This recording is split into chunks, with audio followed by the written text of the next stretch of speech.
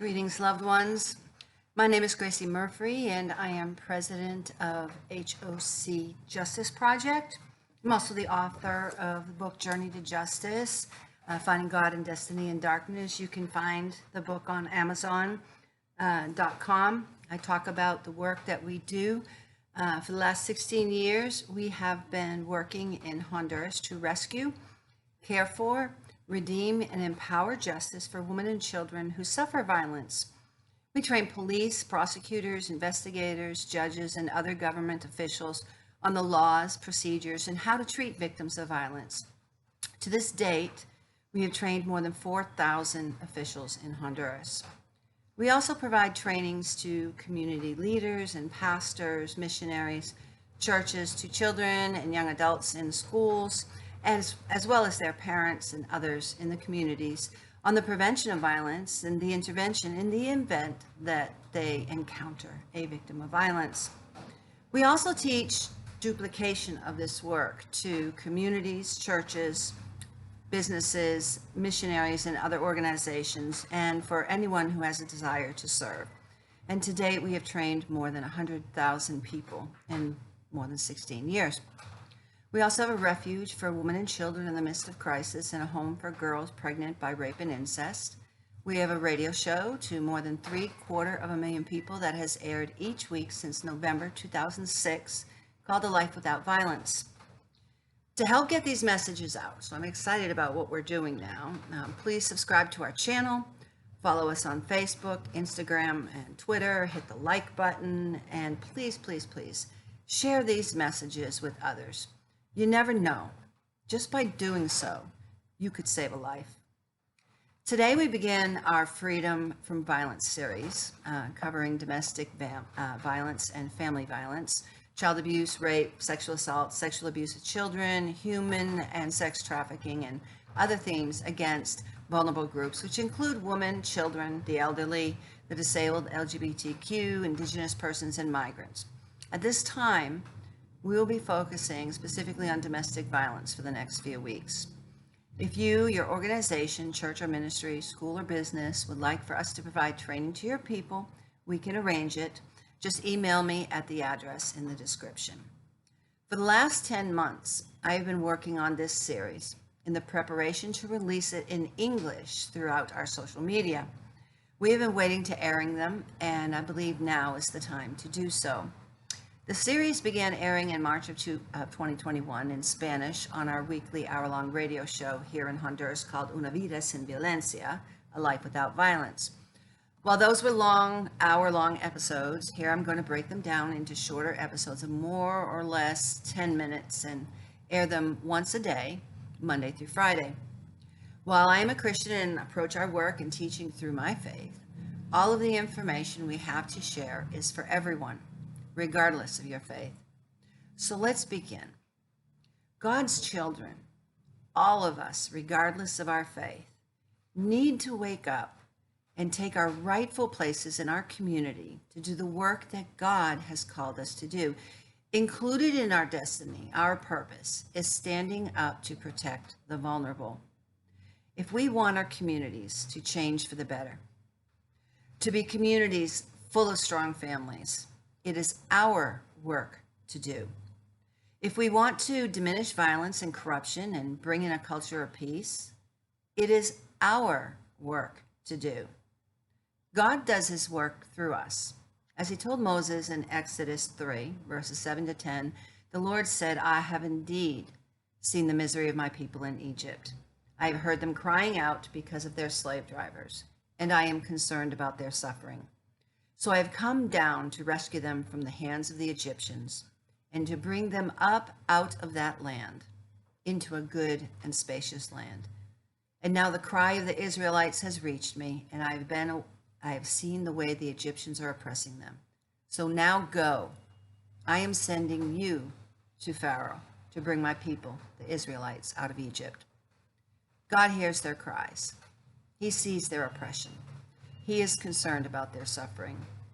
God says he has come down to rescue them, but tells Moses that he is the one who is going to rescue them. That is how God works in this fallen world. He works through us. When we do nothing, when we encounter his children suffering, we become accomplices to the suffering.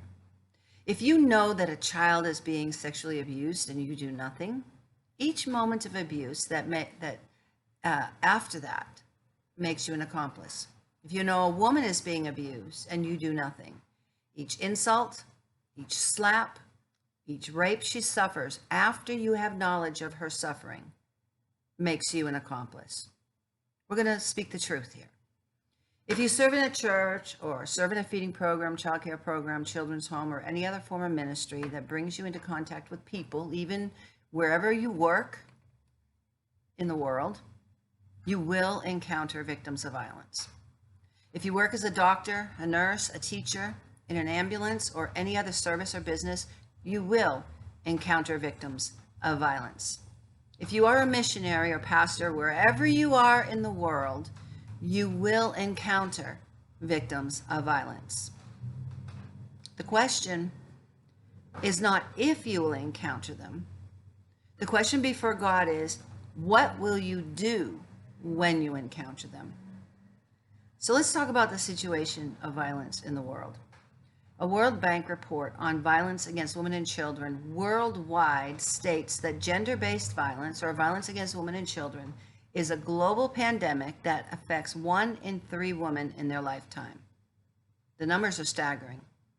35% of women worldwide have experienced either physical and/or sexual intimate partner violence or non-partner sexual violence.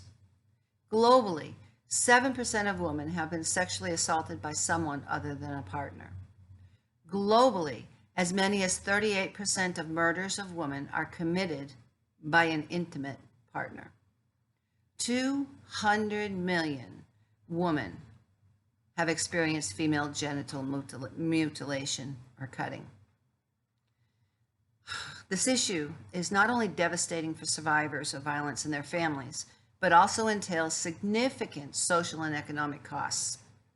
In some countries, violence against women is estimated to cost the countries up to 3.7% of their GDP, more than double what most governments spend on education.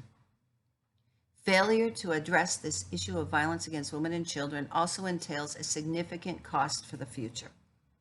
Numerous studies have shown that children growing up with violence are more likely to become survivors themselves or perpetrators of violence in the future.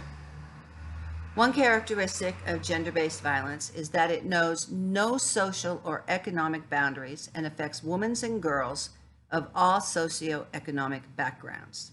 This issue needs to be addressed in both developing and developed countries. Decreasing violence against women and girls requires a community-based, multi-pronged approach and sustained engagement with multiple stakeholders. The most effective initiatives address underlying risk factors for violence, including social norms regarding gender roles and the acceptability of violence. As I said, the question is not if you will encounter them. The question before God is, what will you do when you encounter them? This series is dedicated in honor of Gabby Pettito, a bright young woman whom the world has lost because of gender violence. The time is now to begin sharing this important information. You could be the person who saves a life. You are called, we are called to be champions for justice. Those who suffer need those who love them and those who don't even know them to step out and reach out to them, to give them the courage and the help they need to leave before it's too late. If you are a victim of violence, know this: God does not want you to suffer violence. He wants you to live free from violence in peace and tranquility.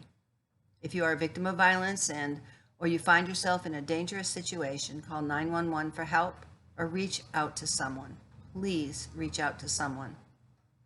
To help get these messages out, please subscribe to our channel, follow us on Facebook, Instagram, and Twitter, hit the like button, and please share these messages with others, because you never know. Just by doing so, you could save a life. If you, your organization, church, ministry, school, or business would like for us to provide training to your people, we can arrange it. just email me at my address in the description.